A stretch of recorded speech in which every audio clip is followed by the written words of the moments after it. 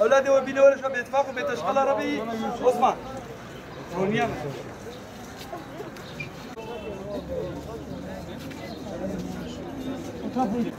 İnşallah bizim arkadaşlar aynı gelsin. Öğlenden sevindim. Herkes kendini evlendi. Kendi şeyleri çok gelse de çok seviniyorlar. Bu inşallah herkese kendi nasibi çocukları kavuşsun. Çok güzeldi.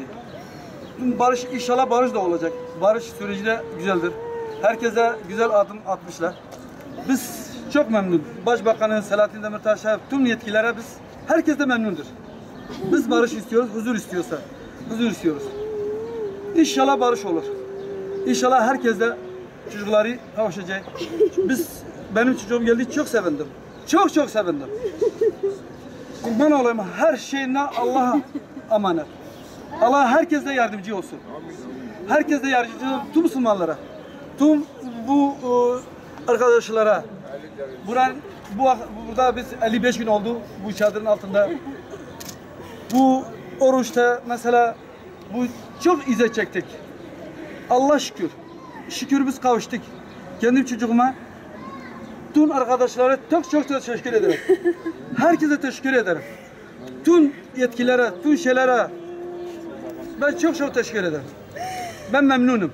Çocuklarım geldi. Çok teşekkür ederim. Diğer çocuklar için de bir talebiniz var mı? Vardır, o da şey olacak. O da teslim olacak. Babası burada derdi. O Diğer bütün çocuklar için. Onların çocukları da gelecek inşallah. Kaç kişiler görüştü, onlar da gelecek inşallah. İnşallah gelecek. Biz Çocuğunuzla görüştünüz mü? çocuğunu görüştüm, her şeyle görüştük. Onu serbest bıraktık. Bu arabadadır. Biz eve gidiyor. Peki neler yaşamış orada, size anlatsın mı? Ya neler yaşamış? Neden gitmiş? Kafana göre şimdiye kadar yaşam. Ben bilmiyorum. Sormadım. O şeyleri sormadım. Kafana göre şey etmiş.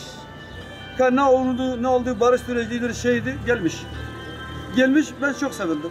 Allah şükür ben çok sevindim. Tüm arkadaşlar, ben daikime delal tef jwana khudi ala duaya qajibkin yoma jwana dua bkin استلم دستي واتبع يا ربي بدنا خاطرين نوي مصدر خدش قاتو مزني او تفجي صاروك يغض بي ان شاء الله او ان شاء الله او تفجي امبرا بدنا خش ما بلا بدو دايا ما بدو حلالكم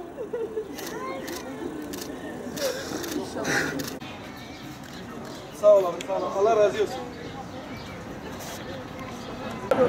استلم شعبي وين الدردي والتبع نبي هذا Daha ölçüyor bir şey tamam.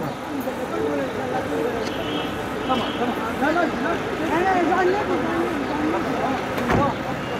Hadi abla.